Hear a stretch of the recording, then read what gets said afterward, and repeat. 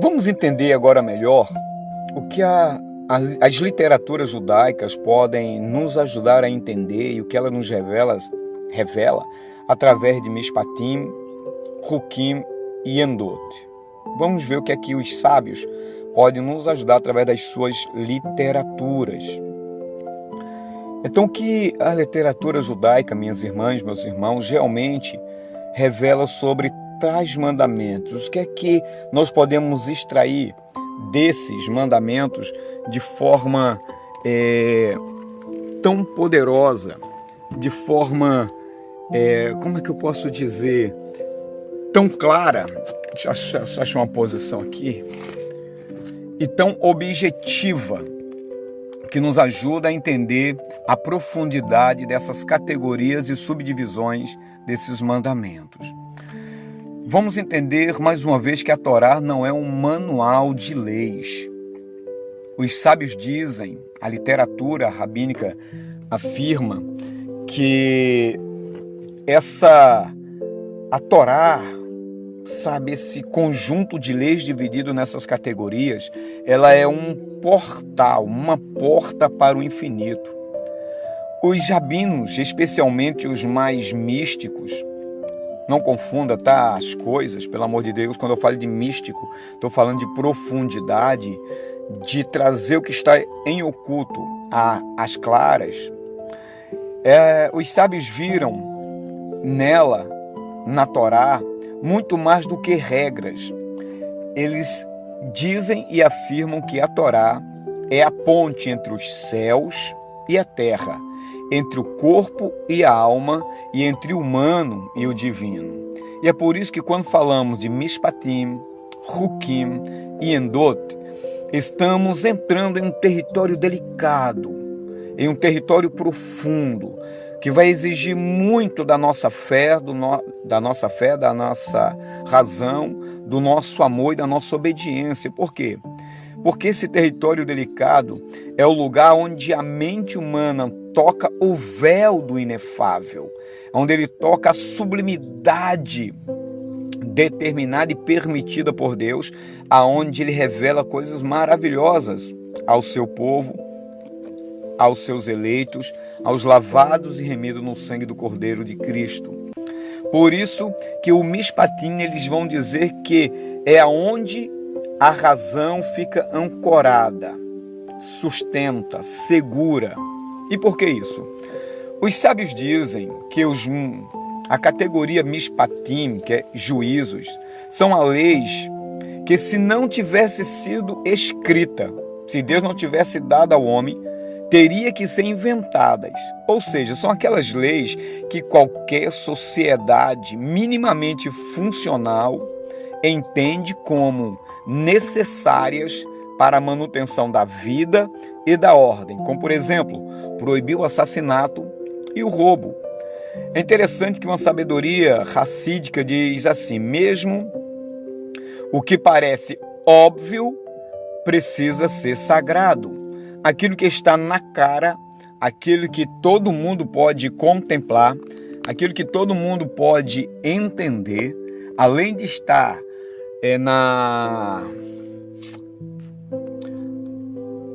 está na dimensão do óbvio, nós vamos entender que essas proibições mostram a sacralidade da vida, mostra a sacralidade da propriedade e outras coisas mais. Isso é importantíssimo que nós venhamos a ter em mente, a entender.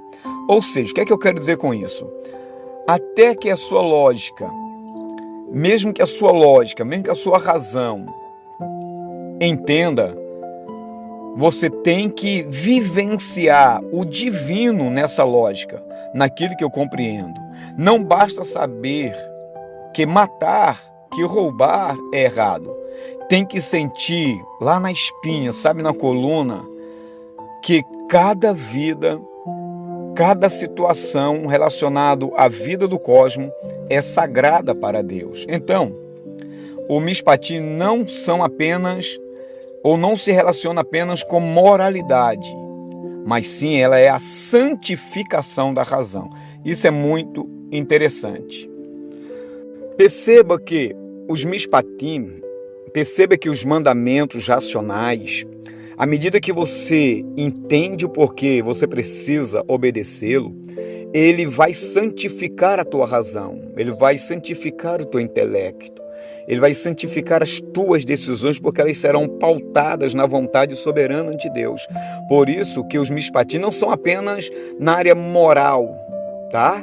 Mas principalmente é a santificação da nossa racionalidade, dos nossos pensamentos. E agora nós chamamos, devido a essa observação, nós chamamos agora a sua atenção para os hukims, que pode ser considerado o abismo da fé. Parece negativo, mas você vai entender. Hukim são os mandamentos que irão desafiar a nossa cabeça, que irão desafiar a nossa percepção, a nossa razão. Por exemplo, como a vaca vermelha que purifica o impuro vai tornar impuro aquele que usa das suas cinzas e da água para purificar o que está impuro. Deus não explica por quê. Ele só diz o que acontece. Ou, por exemplo, a proibição, como já falamos no outro vídeo, de misturar lã e linho. Shatnez.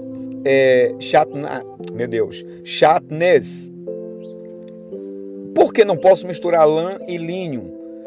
Quais são os problemas? Porque qual mal que há nisso? Deus não explica.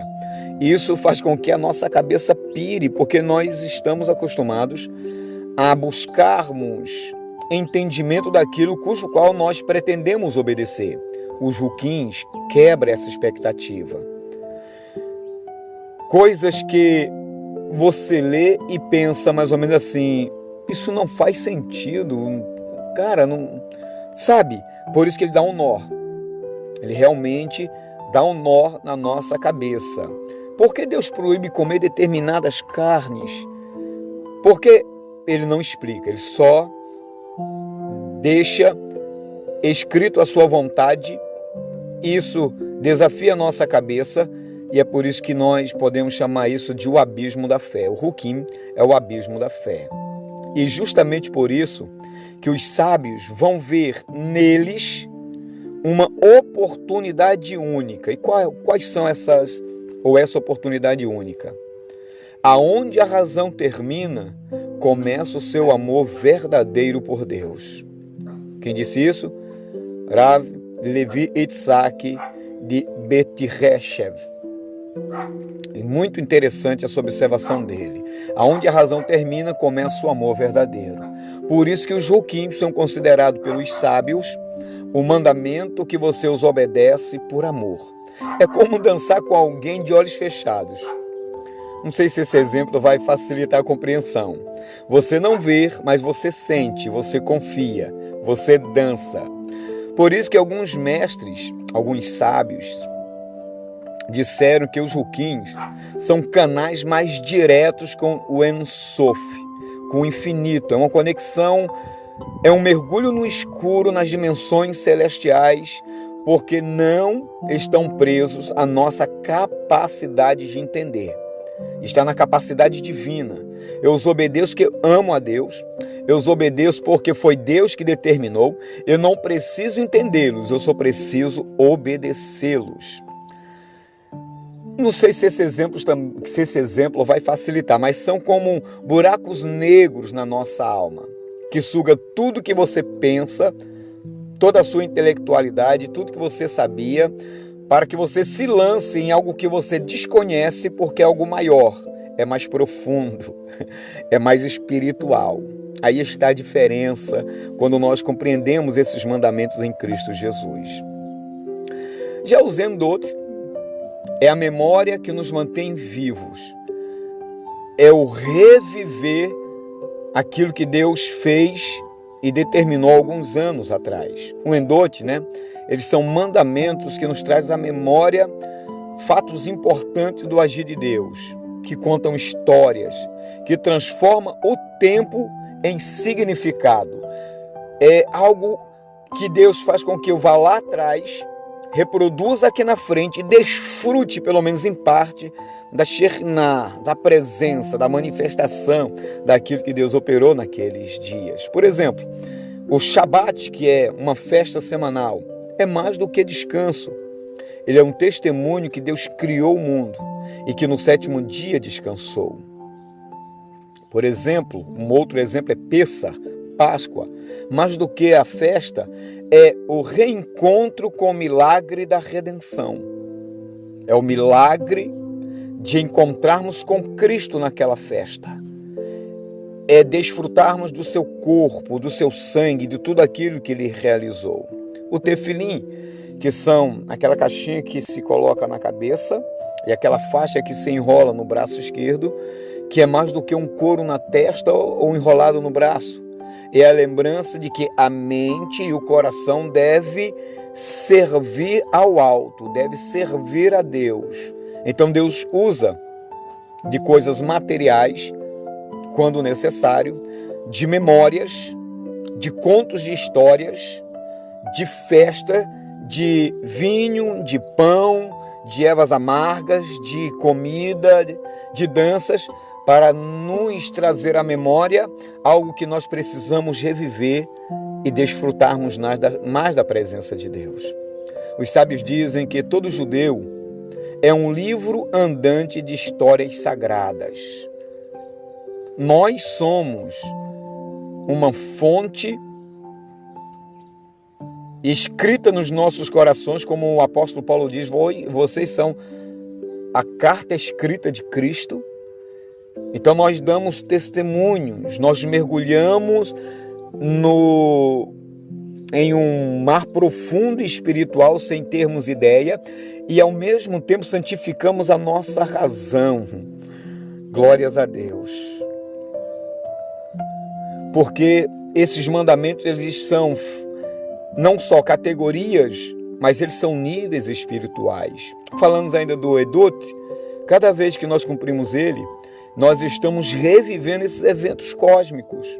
Está ali no deserto, saindo do Egito, está ali no Monte Sinai, recebendo a Torá, estamos ali vivendo durante 7 dias na festa do tabernáculo, de Sucote, aquele momento de total dependência de Deus. E Yom Kippur, estamos ali sendo redimidos, perdoados, recebendo novas oportunidades de vida para viver, para desfrutar, para galgar mais santidade diante da Kadosh Baruch Hu. Então, queridos, esses mandamentos, em especial os Endot, você não só guarda a memória, você se torna parte dela. Olha como é precioso nós entendermos essas categorias dos mandamentos da Kadosh Baruch Hu. Agora, o que isso tudo quer dizer para cada um de nós hoje? Queridos, muitos de nós, nos dias de hoje, vivemos num mundo que valoriza a questão da racionalidade, da intelectualidade. Querem viver só e desfrutar só o que se pode ser explicado. Por isso tem tanta gente aí dizendo que Deus não existe, porque não se pode provar racionalmente Deus. Tremendo equívoco. Alguns acham que só o que o Google pode responder realmente faz sentido. Mas nós estamos numa outra dimensão, nós estamos debaixo de uma outra cobertura, porque os sábios nos lembram o seguinte: a alma não respira só a lógica, só o racional. A alma precisa de mistério, de ritual, de entrega. É uma pequena sabedoria moderna inspirada na sabedoria antiga. E diante disso, quando eu e você vivemos o mishpat, você está honrando o lado humano, o ético, o racional, o social. Quando nós vivemos os Hukim, nós estamos honrando o lado divino, aquele que ama sem entender, que obedece sem perguntar, que mergulha no escuro porque Deus ordenou. E quando nós vivemos os Edot, nós estamos honrando o seu papel de portador da memória. Nossa, da materialidade daquilo que aconteceu lá atrás, que é uma realidade hoje. Nós estamos vivendo aquilo que o herdeiro de um pacto pode viver, porque nós somos herdeiros desse pacto, da parte de uma história maior do que eu e você, do que todo humano, o ser humano, de toda a criação juntos. Nós estamos vivendo algo muito grande, muito profundo. E daí, para nós partirmos para a reta final, o que os sábios realmente queriam nos ensinar de maneira bem limitada. Queridos, minhas irmãs, meus alunos, Igreja do Senhor Jesus, eles querem nos ensinar que não precisamos escolher entre a razão e fé. Que a própria Torá é um mapa que serve para todos os tipos de viajantes. Alguns entendem, outros seguem mesmo sem entender, e todos recordam, todos lembram. E no fim de tudo isso, no fim das contas, todo mandamento é o encontro com o Eterno. Glória a Deus. E esse encontro pode ser racional, pode ser com a cabeça, pode ser com o coração, ou pode ser através da história. Deus está esperando eu e você em cada particularidade da Torá. Shalom, uvrachá, paz e bênção, e até a próxima.